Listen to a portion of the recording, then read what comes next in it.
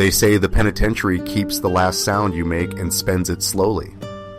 I didn't go looking for ghosts. I went for history, for the architecture that invented solitary, for the long corridor called Cellblock 12, where the roof ribs out like a broken umbrella. I'm the kind of person who volunteers to catalog maps in basements. My friend Ray is the kind who brings a thermal camera just in case. Mark handles sound for a living and thinks he's too tired to scare. We arrive for the evening tour, the one that ends after dark if the night falls fast enough. The guide warned us about uneven floors, loose plaster, and a thing he said like a joke and not, "If you hear keys when no staff are near, don't answer the cell doors." He smiled the way people smile when a story is older than they are. Eastern State is a cathedral that stopped believing, stone like winter, arches like arguments. A single open eye over the hub where the guard stood, able to watch every spoke of corridor. We followed the little lantern icons on the brochure like children tracing treasure. Capone's cell is furnished like a small apology. Rug, desk, a radio that hums when it wants. The sign says he heard violin music at night. We listened as if a very polite crime might happen again. Only the hum answered, thin and uninterested. Ray wanted Cellblock 12, stories of whispering, the shadow figure that leans out of doorways, the sensation of a hand that isn't there on your sleeve. Mark rolled his eyes but clipped the recorder to his shirt anyway. "There's your ghost," he said, tapping the mic. "Battery life." We climbed the shallow ramp to 12. Up here, the air is colder. It wears the dust the way old coats wear smells. The cells gape like pulled teeth. The skylights, round as wounds, leak the last light like polite blood. "Okay," I said, because leadership is 2 syllables. "We do 3 passes, silent, question-free." Ray nodded like a person solving a puzzle. Mark said nothing and turned his gain up 2 notches. Pass 1, silent. We walked the center line past door numbers that stopped making sense. Footfalls softened to felt. Somewhere a drip practiced being a clock. Halfway down, Ray lifted her hand without looking at me. I listened. Footsteps behind us. Not staff, not a tour group. Heel toe, a little off time, like someone carrying a tray. We stopped. The steps stopped. We turned. The corridor was history and nothing else. Mark showed me his levels, green teeth biting softly at the silence. "Room tone," he mouthed. I wanted to say room is a brave word here. Pass 2, questions. We stood in the hub where the guard once watched. Ray asked the kind of careful questions she asks people who don't want to be interviewed. "Did you have a name? Did you write letters you never sent? What hour hurt the most?" The recorder popped once, the way air in old pipes decides to move. At the 3rd question, something shuffled in cell 12-3, the way a person turns over in a bed made of wrong choices. I stepped to the doorway and saw a rectangle of dark that refused to be floor. The shadow leaned enough to suggest it had an ear. "We're recording," I said too softly. It leaned back like a consideration. Pass 3, free. Mark set his small recorder on the floor dead center of the corridor and backed away. "Let the building talk to itself," he said. "It's older than we are." Ray swept the thermal across the doors. The screen stayed uselessly blue until it flickered a single hot streak across the hinge of 12-7. "Heat," she whispered. "Friction," Mark said, as if doors can be tired. The keys started then. Not near, far. A jingle that's not really a jingle, more a weight testing a belt, metal on metal, light, then close. The sound came from below, or above, or the past. It walked the corridor without footsteps. It paused beside the recorder on the floor and made a single bright note, accidental and private. Mark swallowed, loud in his own mic. "That's not us." From Capone's cell far down the spoke, too far for a prank, too close to ignore, came a bar of music that was not a radio. 4 notes, descending, like a person calming a dog, the kind of music you hum when you don't want to remember words.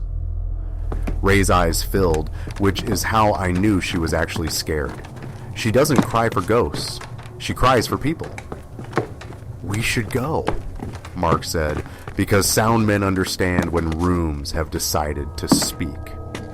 "Leave the recorder," Ray said. "Give it something to tell." I hated how much that sounded like kindness. We backed away the way you back away from a sleeping dog, showing it your open hands. The corridor widened and narrowed with our breath. The shadow in 12-3 slid sideways, like it was practicing doorway etiquette. At the hub, I made the mistake of counting doors. I got to 12 twice. Numbers don't lie, but here they practice. The outer yard is what relief feels like. Cold air, voices from the last tour down the block, all laughter and phones. We turned in our devices at the front desk because rules are a way to exit a story politely. The staffer logged our gear with a pen that stopped writing mid-signature and had to be shaken back to life. "Happens," he said. "Ink hates it here." Back at the hotel, we dumped the card and lined the audio in a neat row of files like teeth. Pass 1 was room tone and the drip. Pass 2 had a whisper so close to the mic we all leaned back. "Don't answer." We argued for a full minute about whether Mark had said it under his breath. He hadn't. He hates stage whispers. They offend him professionally. Pass 3 began with the recorder being set on stone and our footsteps leaving, and then a long valley of silence. At the timestamp that matched the keys, the waveform woke and made a shape like a small skyline, metal on metal, bright note.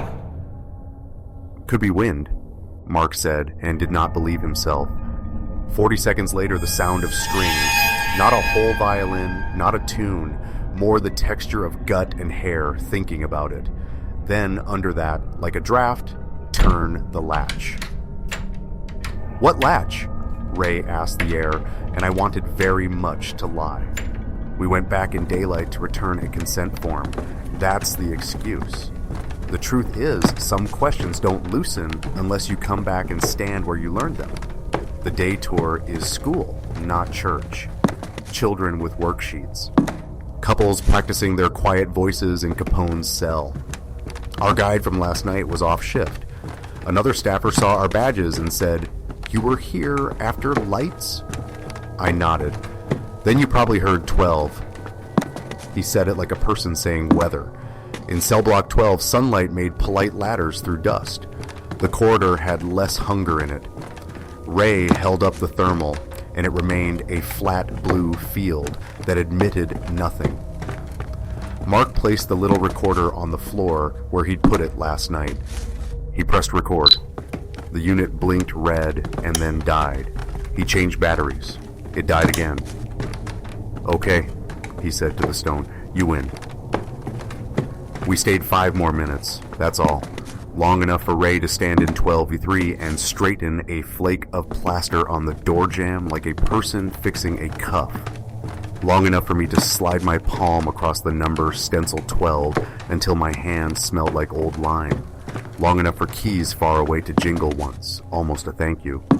The file from the dead recorder shouldn't have existed. Back at the hotel, the little card held 1 clip, 3 seconds of corridor, then a voice, mine, asking, "What hour hurt the most?" I didn't ask that in Pass 3. I asked it in Pass 2 beside the hub. The file captured the question. It didn't capture the answer, but an answer had been made. The parole stamp on the file read 12:12 p.m., the hour we'd returned in daylight, the minute we'd stepped into 12:03. No one in the room had typed it. Mark keeps his laptop locked like a stubborn safe. The metadata stamped us anyway. People want neat endings. Eastern State offers etiquette instead. Don't answer cell doors. Don't count the wrong things. Don't decide your battery is braver than history. I still hear the keys sometimes now when my apartment is too quiet to blame. Once, the bright note sounded from my kitchen as if a metal ring had brushed the drawer pull. The same night, a neighbor practiced violin poorly through the thin wall, 4 notes down, down, and I laughed until I remembered laughing is a way to answer. We'll cut an episode that says what's on paper, how a prison invented solitude, how we archive it without making it a carnival. I won't promise Ray won't include 2 seconds of the keys. I won't promise Mark won't bury the bright note under narration about echo times and stone. And if you visit, and you should with respect, don't bring an empty question. Bring a thank you. Bring the patience to let corridors keep their weather. And if you stand in cell 12-3 and feel a hand almost on your sleeve, don't flinch. Someone invented that here. You are borrowing it back. When the guide asks if you heard anything, you can say no, which is a kind of kindness. The building will spend what it keeps anyway, slowly, after lights,